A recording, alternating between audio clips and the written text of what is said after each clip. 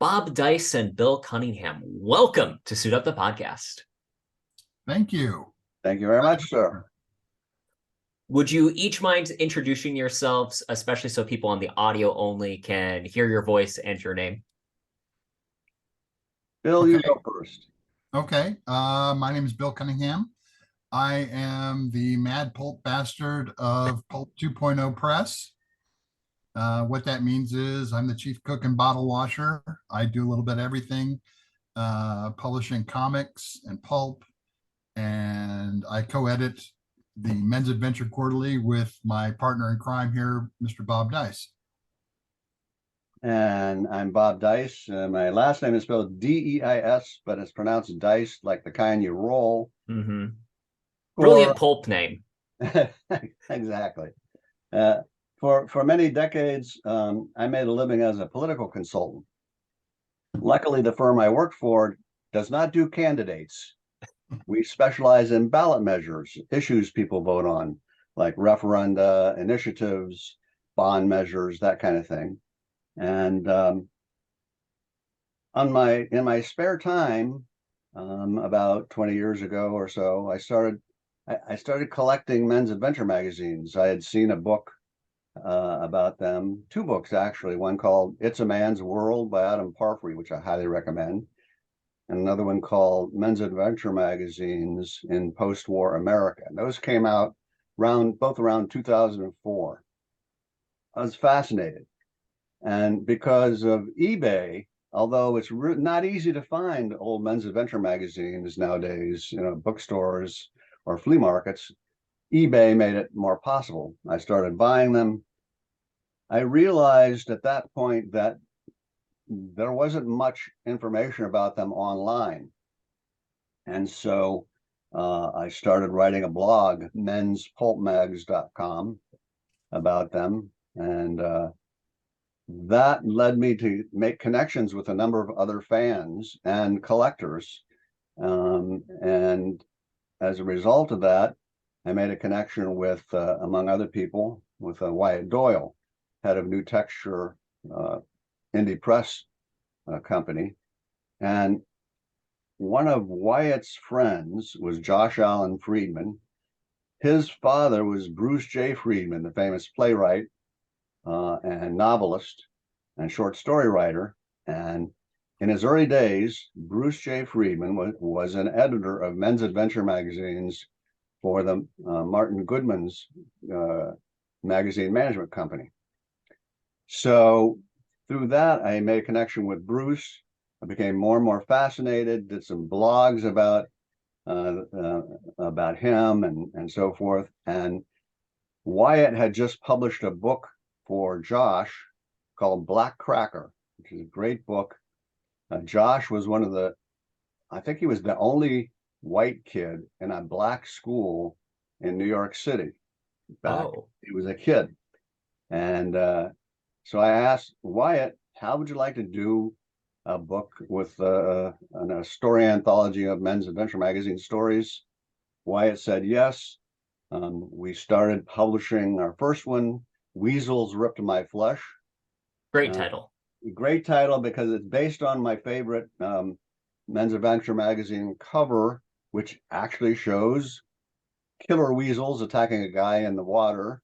That's the Man's Life, September 1956. And Bruce J. Friedman wrote an introduction for us. We have an interview in there with Mario Puzo, who Bruce had hired to work as an assistant editor on the men's adventure magazines, the Goodman mags. So that launched a whole series of books. I think we're now up to 18 books that Wyatt Doyle and I have done in what we call the Men's Adventure Library series. Most recently being a collection of stories by Lawrence Block that we call The Naked and the Deadly. Which I've read, and it's phenomenal. Thank you, sir. And the latest one that's going to be online, I think this week, is Atomic Werewolves and Man-Eating Plants. And then during the course of working with Wyatt, I had noticed Bill's work. We hung out in some of the same Facebook groups online that deal with pulp magazines and vintage paperbacks and other vintage magazines. And I thought Bill was doing fantastic work through Pulp 2.0 Press. And I'm also a big fan of Justin Marriott's fanzines, paperback, his Paperback Fanatic, and other fanzines that he'd been publishing. And there we go. That's the There it latest. is. Bill is showing the latest issue of Paperback Fanatic, which has a great cover design by him. Yeah. That's incredible. And After- so I contacted Bill. I think this was late 2020. I said, you know what? There's no fanzine about men's adventure magazines. There's a number of fanzines about paperbacks and other things and comics and so forth. And pulp magazines, the pre-World War II pulp magazines, which were the progenitors of MAMs. MAMs, short for men's adventure magazines. And I said, Bill, you want to do a fanzine? And he said, yes. Bill, that's my recollection. It seemed a natural to me. I of course have been a big fan of all the illustrators that are associated with the men's adventure magazines and the shall we say, shameless storytellers of the men's adventure magazines. I mean, how more shameless can you get with Weasels Ripped My Flesh? And I've always been, I have a degree in history, and I've always been interested in the history of those companies that produced all this pulp ephemera that we so embrace, today. So, as soon as Bob, mentioned the idea, I was like, okay, let's do it. And I have to give Bill a lot of credit, because one of the things I said was, I would like to do a fanzine, but I wanted to have kind of a fresh design, because, so that we weren't just reprinting the way things looked in men's adventure magazines originally. And I was always wowed by Bill's sense of design. It's very cool. It's eye-popping. And he took that challenge, and we started out with the first issue.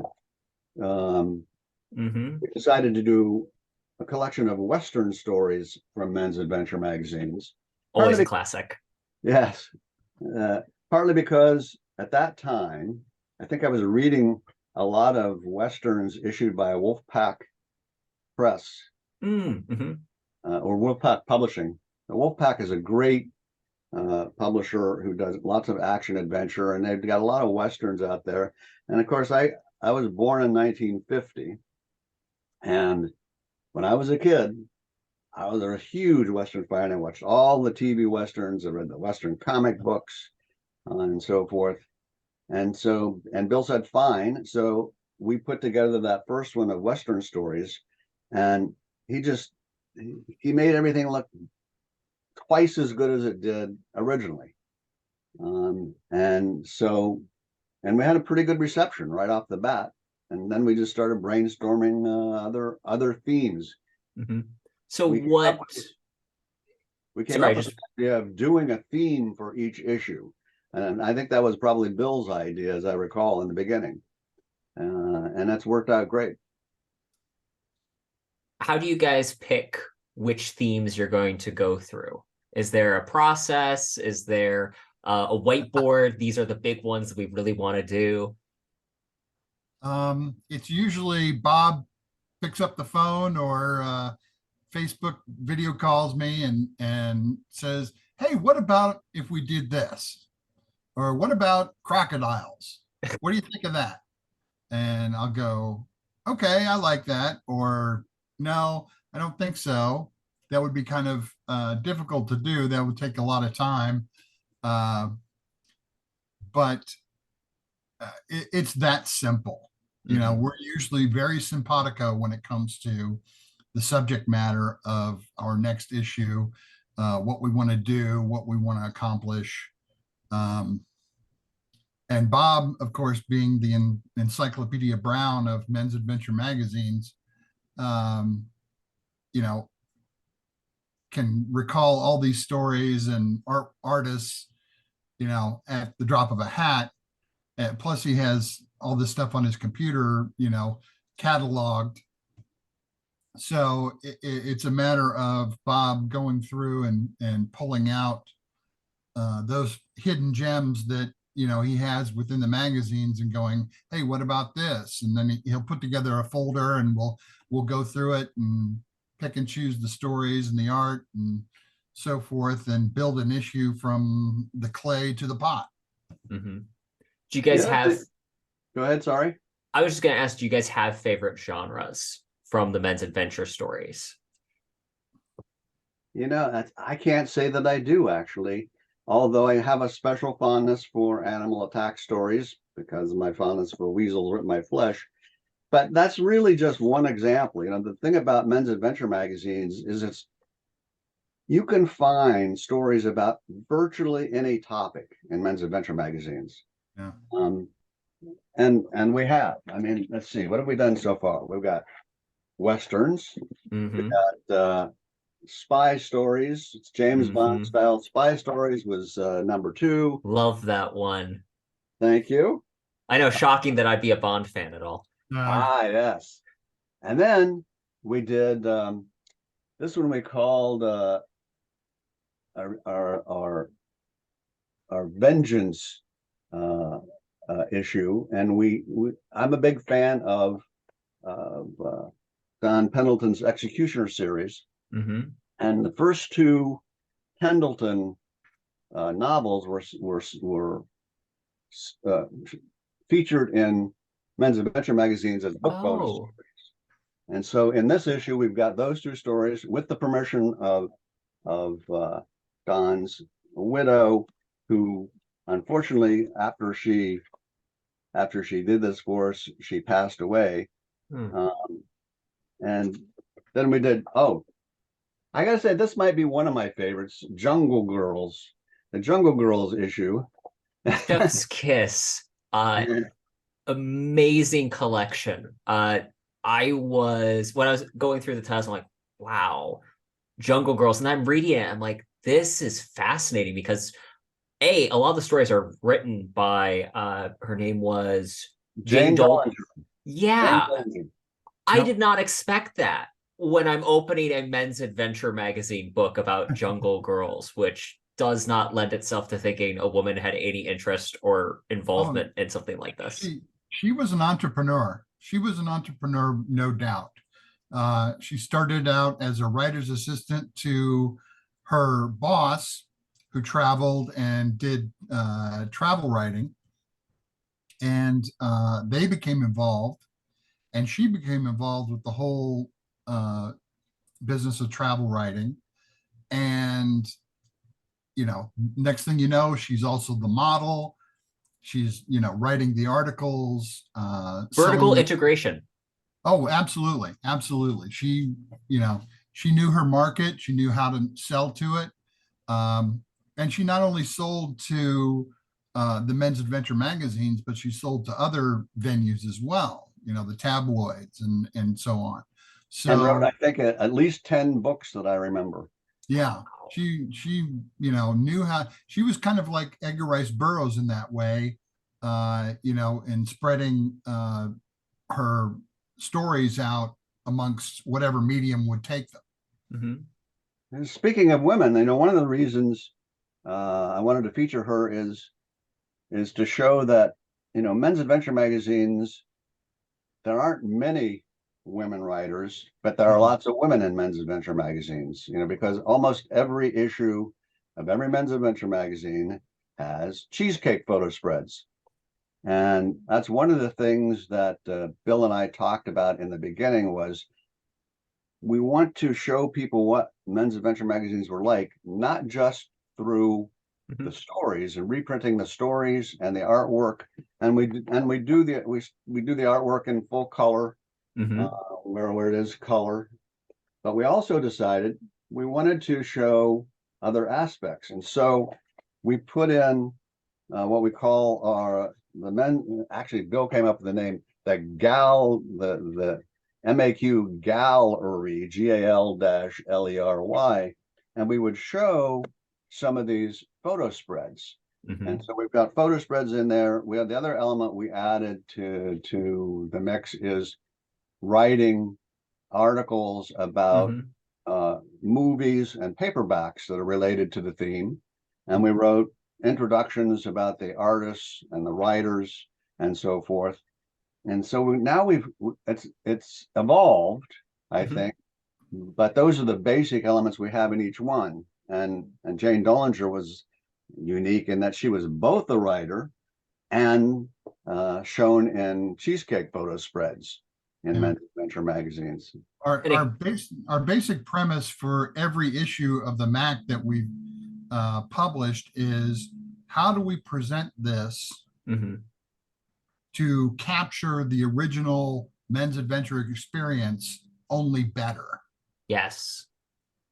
You know, and that's been my working premise when it comes to the design of the magazine. And you'll notice differences between issues to reflect the different genres that we cover.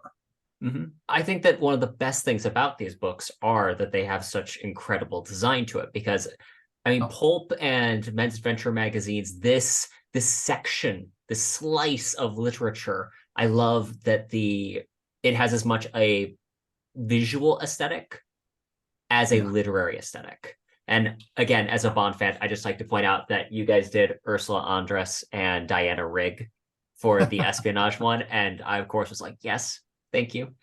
Well, and that's another good example of Bill's expertise as a designer. Because he took those photos and made it a really cool layout. I forgot one other element we've added, which Bill and I discussed early on and have continued to do, is that the other thing you also find in Men's Adventure magazines from the 50s, 60s, and 70s, which is when they were published before they went extinct, is really wild and crazy ads and cartoons. And so as I scan the stories for Bill and the artwork, I also scan pages of advertisements and cartoons that he then puts into the pages of the MAQ. And you kind of get, when you read the MAQ, you get a better sense of what the real magazines were like, only he makes them look even better. And I will say that everything is curated. If you look at Men's Adventure magazines, you can find lots that are crap. And it's like anything, paperbacks, comic books, etc. A lot of the stories are crap, and we select what we think are the best ones to feature in the MAQ. The artwork is generally pretty damn good.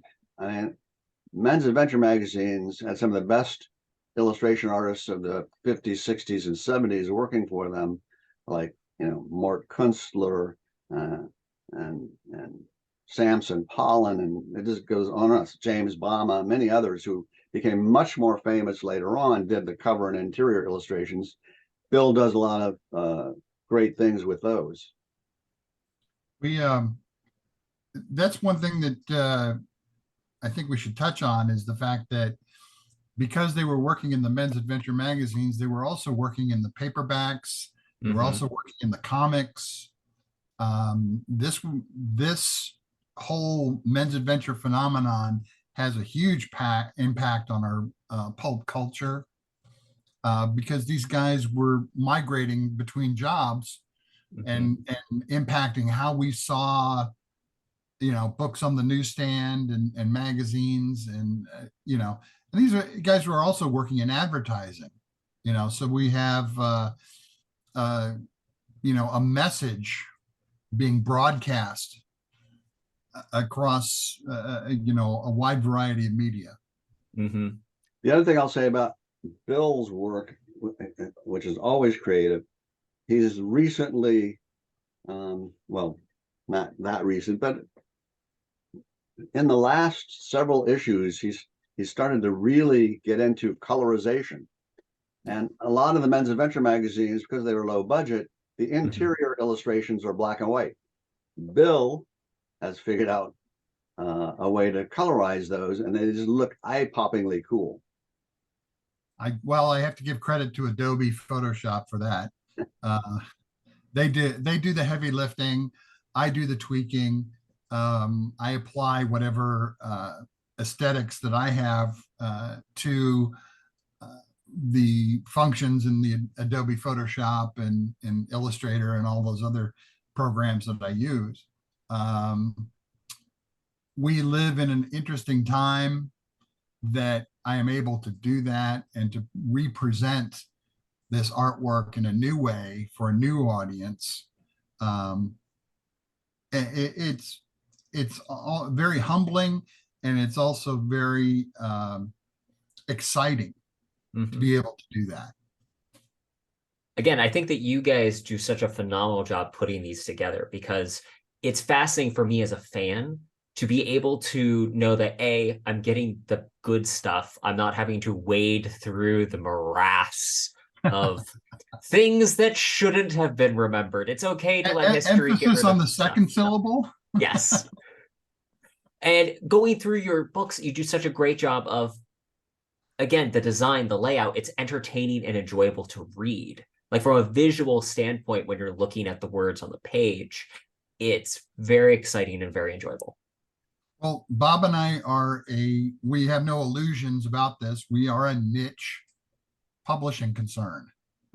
So we have to make a product that has an exciting visual presentation that we know is going to engage our readers and get them to come back to buy our next issue. That's the nature of the business. There's a lot of competition out there. We've mentioned a few here in this conversation already. And it's exciting to be able to apply the tools that Amazon gives us and Adobe and all the other things, and create something that readers enjoy. And being able to focus on that instead of having to, go buy 1,000 copies, put them in envelopes and ship them out to readers. It's, much better for us, much more energizing for Bob and myself to be able to take that off our plate and focus on the creative aspects of the business.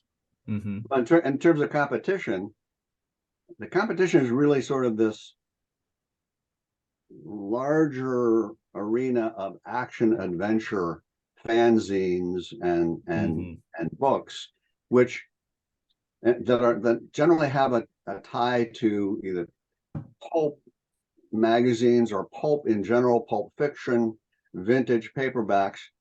That's a fairly big niche that seems to have become a little bit increasingly popular in recent years. Now, there's no other fanzine that focuses on men's adventure magazines. I think that's like Paperback Fanatic, okay? Justin, I love Justin's stuff. He's got to build an audience because there are many people who collect vintage paperbacks. Yeah. They're cheap on most of them anyway, are fairly cheap on eBay or elsewhere. Different story for men's adventure magazines. There are very few collectors of men's adventure magazines. There are people who may bought a few issues here and there, but not like paperbacks, not like people who I know people who have shelves and shelves like this full of paperbacks. Every Executioner novel, for example. One of the reasons is they're not that easy to find. Used bookstores, you can get paperbacks. Yep. You rarely find men's adventure magazines. And also the price of men's adventure magazines is much higher in general. Your lowest prices for decent issues usually from 10 to 20 bucks, but that goes up to $200-300 per issue. nowadays on eBay, especially if they have some of the wildest and craziest Like covers. Weasels Ate My Flesh. I'm sure that Weasel- one is.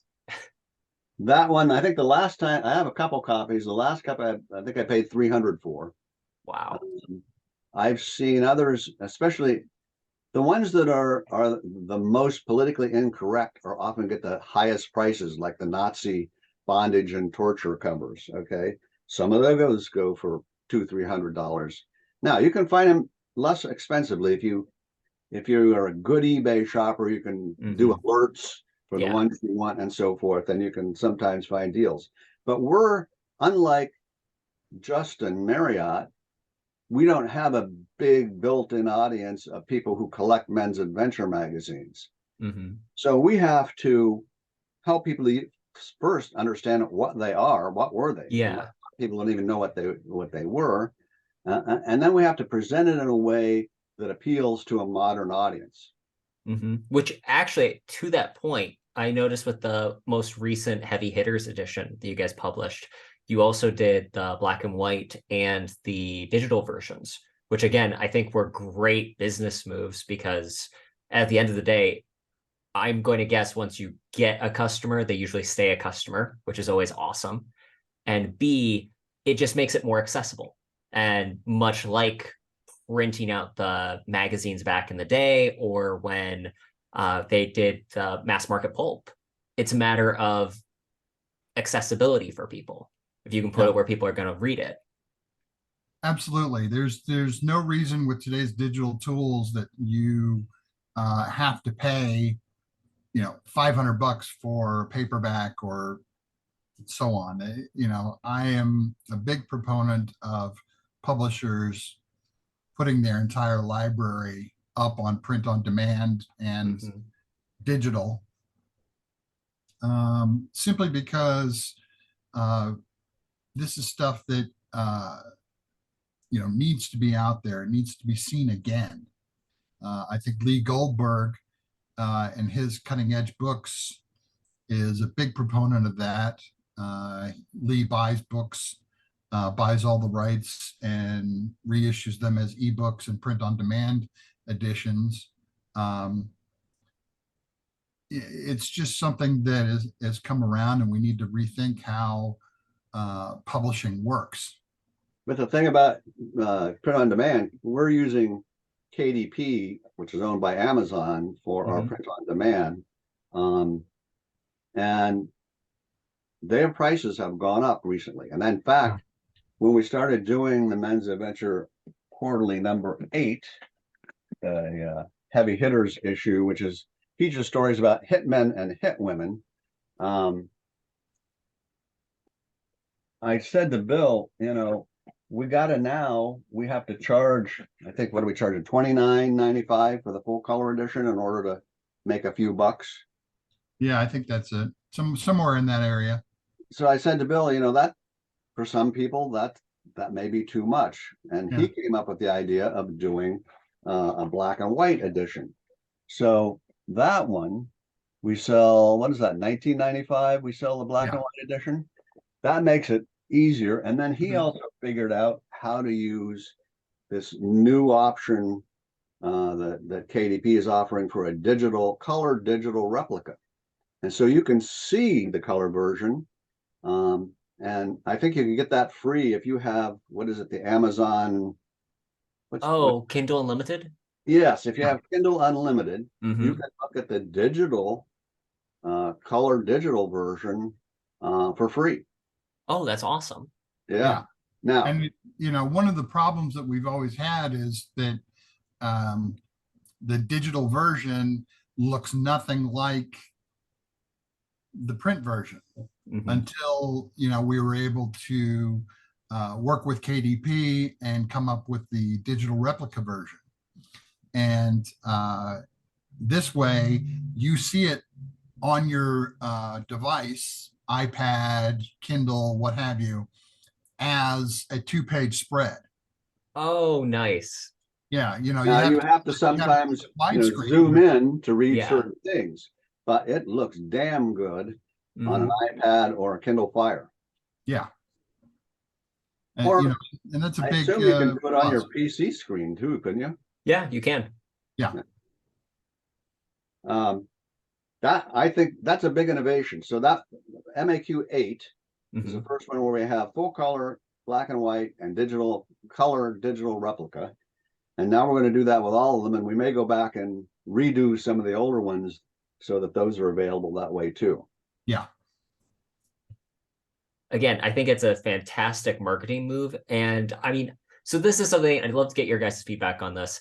My conviction is starting to become that digital is the new paperback in terms of it's the way that most people will read things today. It's the most accessible version. It's not the way that someone like me that likes putting stuff on the shelf is going to necessarily get it, Mhm. but it is the thing that's going to be the mass market. I think that's especially true of novels, and it's less true of things that are heavily illustrated. Heavily, you know, ebooks have always been challenged in that respect up Mhm. until this color digital version became available. I'm going to paraphrase Stan Lee and say, I like my comics and pulp and magazines like I like my boobs in my hand. You know, it's great to see them on screen.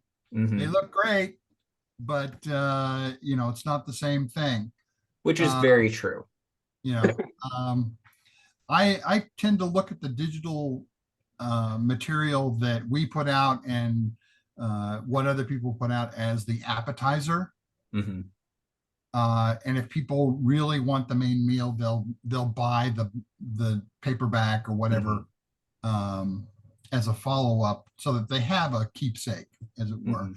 Um, they, you know, we live in a time where it is um, easier and easier to create these wonderful books, and you know, and you're able to get what you see in your head out onto the page. You know, we've been doing that very successfully with the Ron Lesser book Mhm. published.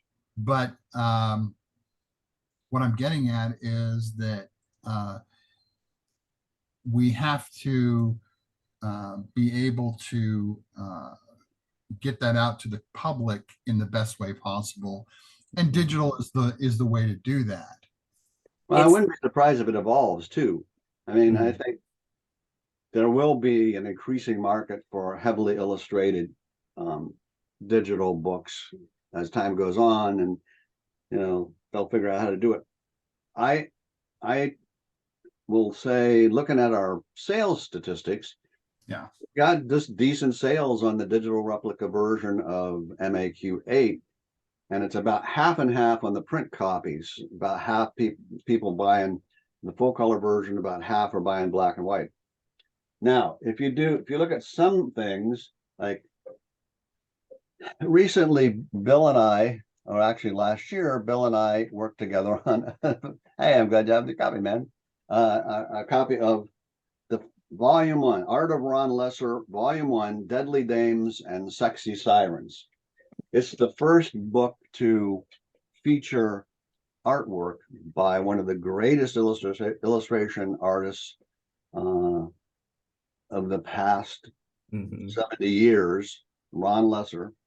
He started in 1959. He's still painting today. He's one of the few of the illustration artists who started out in the 50s and 60s who are still painting today.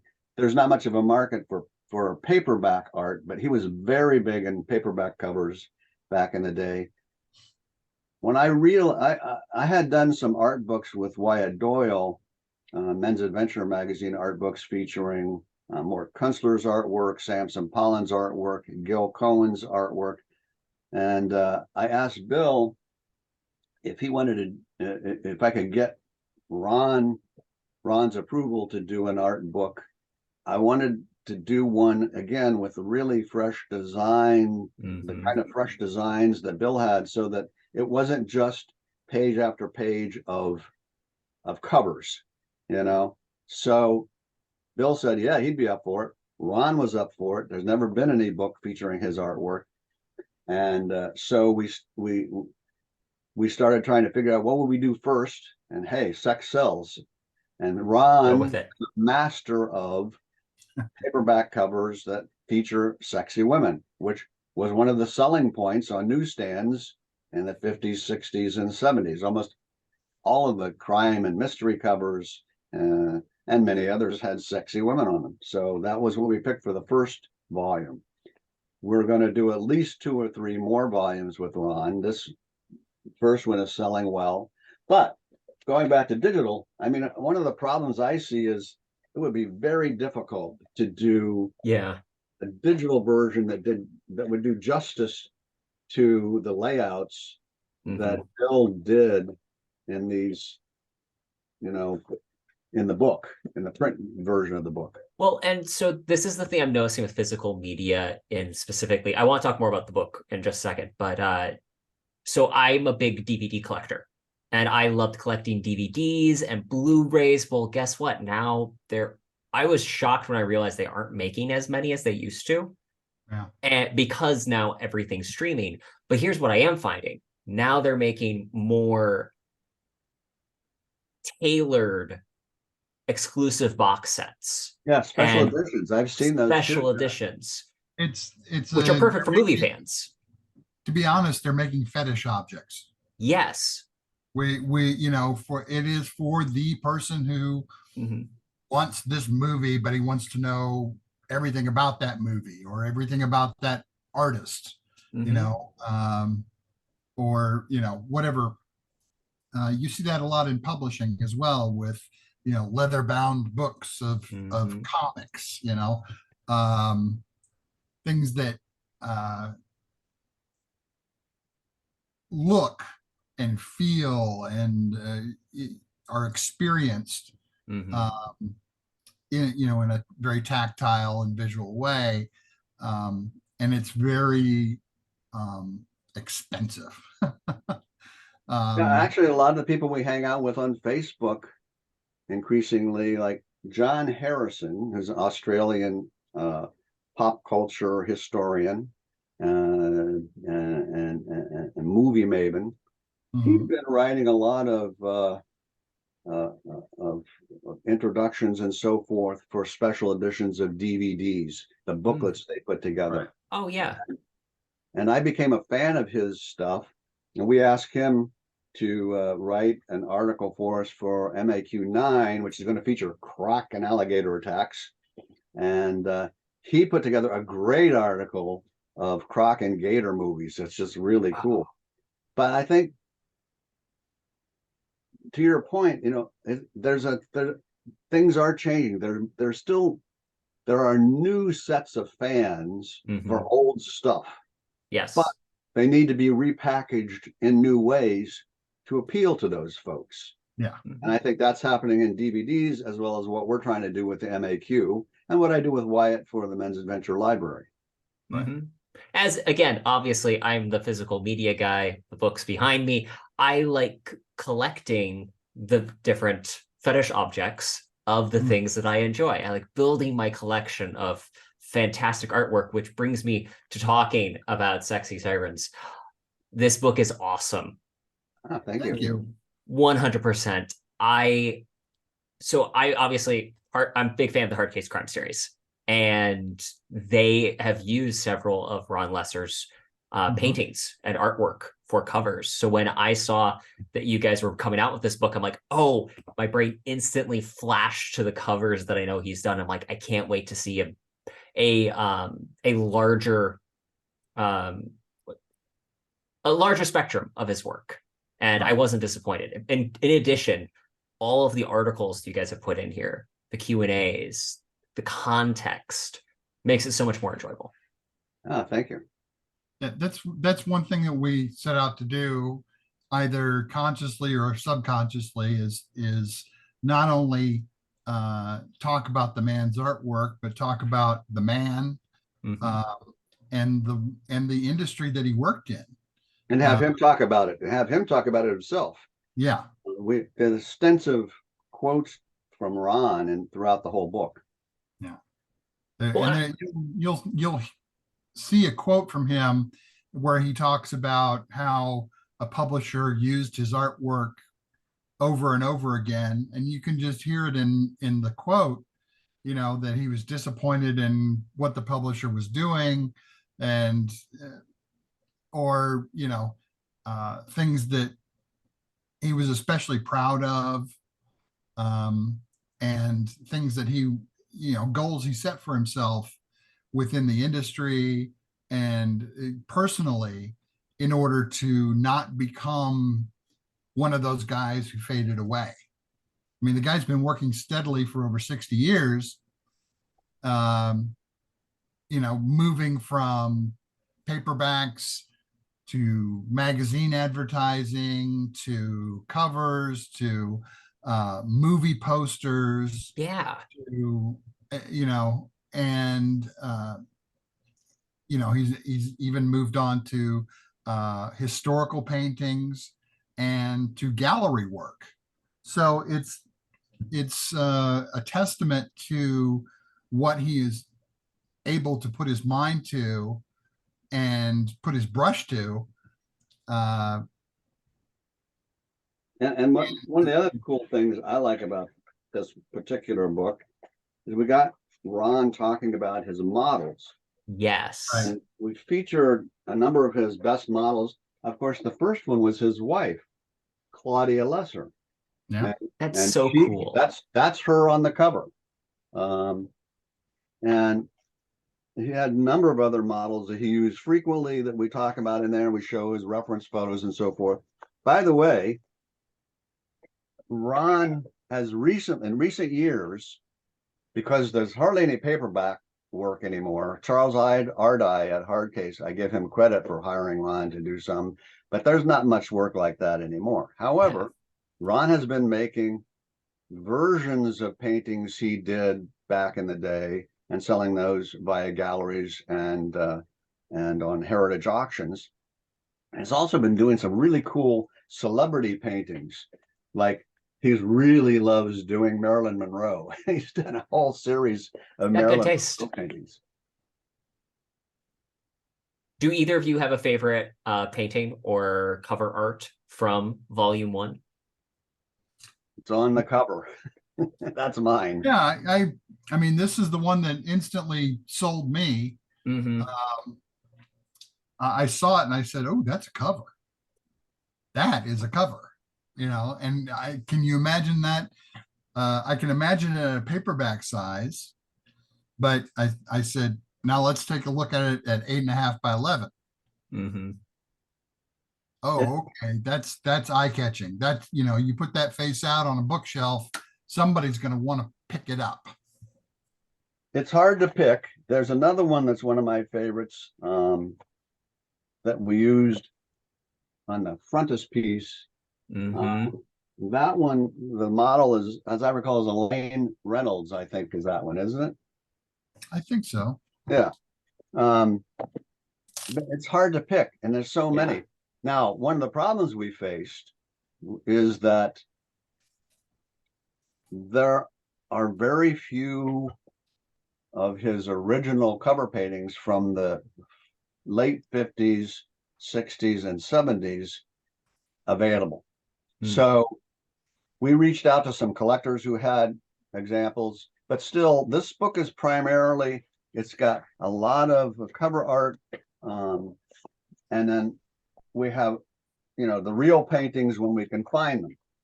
And we've had some people, give us permission to reprint them. But after 1979, this book goes from 1959 to 1979 of his work, and it focuses on the artwork with sexy women. After 1979, from 1979 until the paperback cover art market started to die out in the late 1990s, Ron had really high resolution photos of his artwork made. So in future volumes, we'll have a lot more artwork to show, but we want to chronicle in the series his evolution as an artist. So I'm looking forward to that. And just to remember, these are the covers and whatnot that featured sexy women. we still have a lot of covers that are westerns. We have, action adventure, uh, Hmm. all sorts of things that fall outside of that Deadly Dame and Sexy Siren category. So, there's a lot of artwork to go through. I'm Yep. excited. I also didn't know that he did the original covers for the Travis McGee novels, which I Yeah. thought was so cool because I enjoy those books. Well, yeah, actually back then, Ron Lesser, Robert McGuire, Robert McGinnis, the three of them were doing a lot of the covers for those crime and mystery novels. And they would often, the publishers would do one edition with the McGinnis and then another edition later with a Lesser or vice versa. And then sometimes there'll be a McGuire. And that's why sometimes you'll find paintings misattributed. Some of Hmm. Ron's have been attributed to McGinnis and vice versa. But he knew those guys. They all three worked for many of the same publishers, and they all did outstanding work. Although of the three, Ron is probably the least well known. Hmm. We're hoping to change that, because there's a good book about McGuire's art. There's several books about McGinnis. There haven't been any done about Ron's work until we started. And it's definitely well deserving because I mean, again, Bond fan. I love McGinnis's artwork for the Bond covers, but I 100% think that Lester's work is toe to toe with just how fantastic it is. And of course, nowadays it's all quote unquote politically incorrect, right? One of the things that I find weird about that is you've got women on OnlyFans who are exploiting themselves for big bucks, but somehow, old paintings of nude women, sexy women on paperbacks, or classic glamour girl photos, nude photos, and so forth. Somehow that's politically incorrect. I don't get it. I don't quite understand Don't have answers. I it. just enjoy these are the elements of the past. I'm like, thank you for still existing. And I'm again so grateful that folks like you have curated this content and provided context to it because I think that's the thing that people don't necessarily appreciate is that examples, you guys talk about the models that worked with Ron. You tell their stories, how they got involved in it.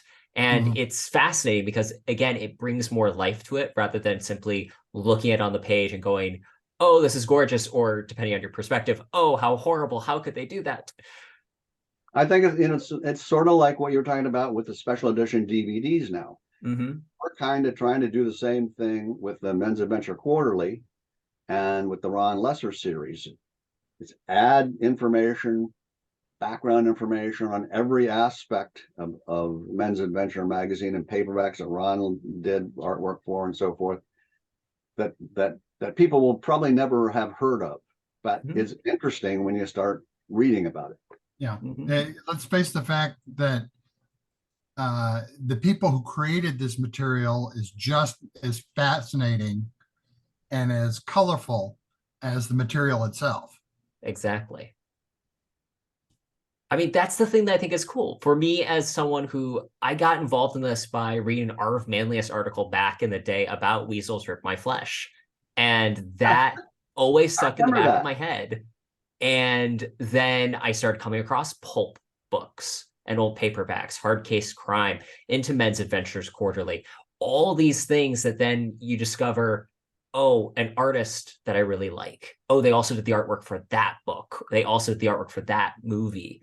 Or the authors, like again, like with Lawrence Block before, that he had his fingers in so many different projects. It's fascinating once you start making the connections for this very fascinating time and then seeing those influences play out to today where you read authors that are writing now in some of the newer stuff that Hard Case Crime, for example, is publishing, or Wolfpack, and you go, oh, I can see where they get that from blank. Mhm. Yeah, and I think I would consider us, uh, as much as anything, pop and pulp culture historians. That's Mhm. what we're trying to do. We're not just, I don't really like books that show vintage artwork or print vintage, reprint vintage stories with no context. Mhm. You know, to Right. me, that's boring. You know, Yeah. I want to know. I think many people, if they're going to get into this at all, want to know more. Who are Mhm. the artists? Who are the writers? What about the publishers? You Mhm. know, what's the social context of these things? Because it definitely was different then. Yeah. Are you Absolutely. guys familiar with The Saint at all? Leslie Charteris? Yeah. Uh, Back, I don't know, within the last 5 years, they put all of their books on print on demand. They wrote introductions to each and every one of them by fans of the Saint to give an idea of this is the world that this book's existed in. They put them all in audiobook, and I was like, what a great idea. Because he's a character that has such a catalog, but has been Right. virtually unheard of since the movie with um oh, why is my head blanking on his Val name? Kilmer. The Val Kilmer, thank you. Since that movie, not a lot of people are aware of him. Yeah, it was an unfortunate movie. I was a fan It of Kilmer's. Yeah. was. That one That wasn't. that and the TV pilot movie that they recently made. I Yeah, didn't even want to mention that one. It hurt so much. Like Roger Um, Moore once did this so well. um, and that's funny that you say that because Leslie Charteris was very disappointed in the Roger Moore TV show. And I understand because I think that it's such a completely different thing. He Right. feels like in the this is our Saint tangent. In the TV show, it's very much he's just an adventurer like every other hour-long program. But the books, Right. I love that he's the modern Robin Hood. He's a criminal who just happens to occasionally do the right thing. Right. Yeah. And I think whether this is coincidental or part of a strategy, um, the Saint program has been on streaming. It's on Pluto. I think it's on Pluto. I know it's on uh, Tubi. At least the Roger Moore Saint movies are. Um, okay. and if you watch retro TV, there is the Saint comes on at 10 o'clock every night. So Okay. um, whether they time that to coincide with the print on demand re-release, I don't know.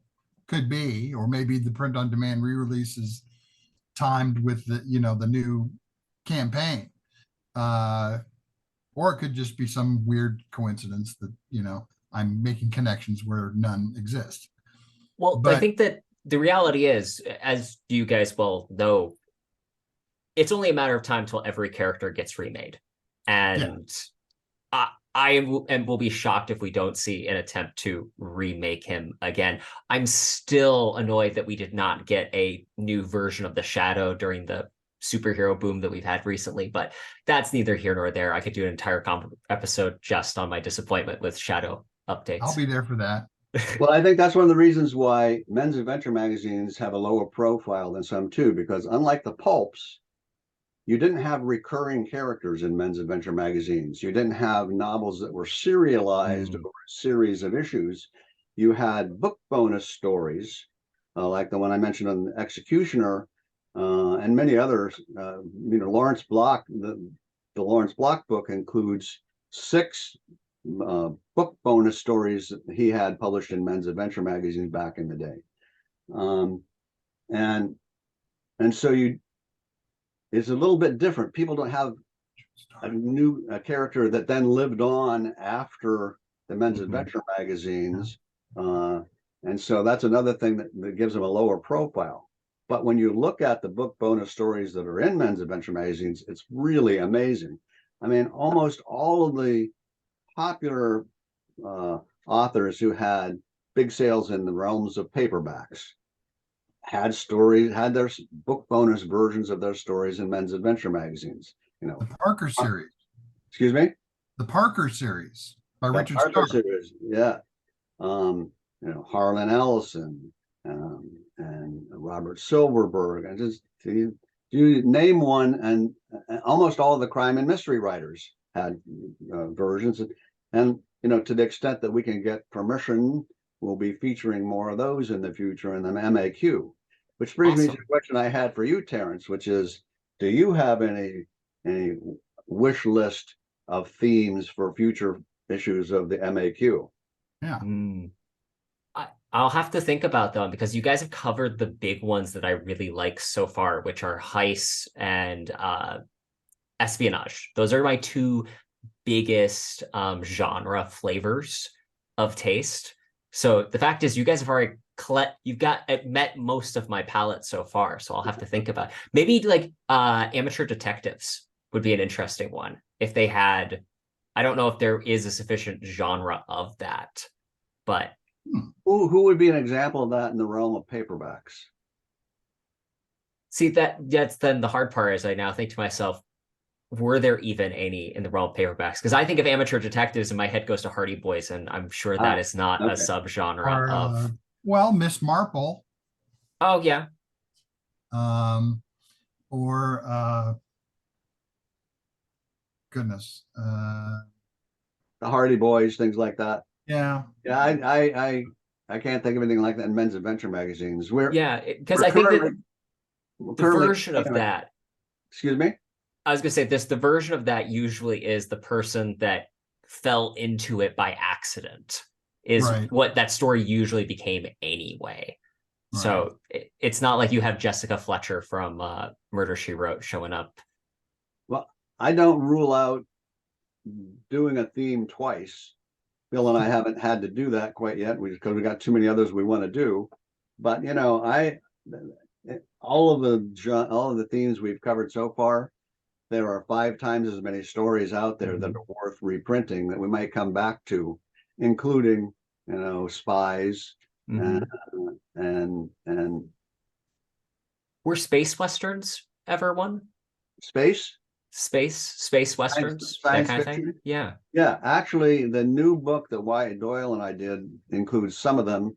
Atomic Werewolves and Man-Eating Plants has some straight ahead sci-fi and fantasy stories. In fact, we did that book for we released it at the recent Pulp Fest 2023 in Pittsburgh, because Mike Chomko, one of the organizers, told us the theme was going to be weird. One of the themes is weird tales. He said, have you guys got some weird tales, which is the old pulp magazine, Weird Yeah. Tales, classic pulp magazine. They've got stories like that in Mans. And I said, oh yeah. And so we actually picked some that were printed originally in Weird Tales that got reprinted in men's adventure magazines. But the number of themes is pretty much unlimited with men's adventure magazines. If you think of some others that you'd like to see, shoot me an email. The I next Yeah. one is will. going to be, we got Crocs and Gators, Mm-hmm. and we're thinking, I think I'd like to do one on the Vietnam War, Mm. and maybe call it just Nam. Mm-hmm. And one of the reasons is men's adventure magazines in the 60s were one of the only genres out there that weren't just totally negative anti-war in terms of the way they portrayed what was happening. Men's adventure magazines, although they weren't necessarily gung-ho on the war per se, they treated the servicemen and women who fought in that war with respect, the Mm-hmm. same kind of respect that were given to World War II and Korean War veterans. Because these people, regardless of how you felt about the war, they put their lives on the line. They did what they believed was the right thing to do. And there were many who were heroes. There were many whose lives were destroyed. And I'd like to do I'd like to do an issue of the MAQ that highlights how the servicemen and women were portrayed in the war by men's adventure magazines. And it is, I was not in the war. I was against the war, but I believe that all those Vietnam vets deserve the respect they've finally been getting lately after Mm-hmm. being vilified during and shortly after the war. Right. I mean, the timing would be good on that because isn't it coming up on an anniversary for that within the next couple of years? Oh, well, actually, 74 was the end of the war, as I recall. So Yeah, 24 would be an anniversary, wouldn't it? You're right. yeah. Good point. We should remember that, Bill. And be sure to, ask your listeners on your YouTube channel, or your viewers, I should say, in the comments to let us know what sort of stories and artwork and whatever else they want to see in an issue of the Mac. Absolutely. People should definitely do that. And I, again, just love the tender love and care that you guys put into producing each and every one of these books and issues. Because, again, this isn't just someone taking something, putting it on page and reprinting it. Like, Right. that is like the dark version of the print on demand world that we have, or when Right. people just literally strip it, put it in there, mass market it, and it's garbage. You guys actually take care into producing a beautiful product, Thank and you. it's well worth it. It's looks amazing on the bookshelf too, and fun to read. Or in my Thank case, in doing research for writing a short story on spies, I was like, well, let's read the men's adventure magazines for short stories on spies to see how they did it. thank you, sir. Uh, where can people go to learn more about your guys' work? What do you have upcoming? Want to, well, I guess I'll start. I am currently republishing. Hang on just a second. This is the thing I love about doing the video. So people, when you have the option to listen to this or watch it, do both, because then you also get to see the visuals. I am currently republishing the Tom Corbett Space Cadet young adult novels. And I've already, first one, Stand By for Mars, is available on Amazon. And the second, Danger in Deep Space, is coming to Amazon very soon. And I'll have 6 more of these later on. In addition, I'm doing some design work for Justin Marriott and his Paperback Fanatic, as well as a couple of other publications, Battling Britons, which covers United Kingdom war comics. Bob and I are working together on Mac number 9 right now, which should be out sometime late September. And And then Lesser Volume 2. yeah, Lesser Volume 2, we're tackling that.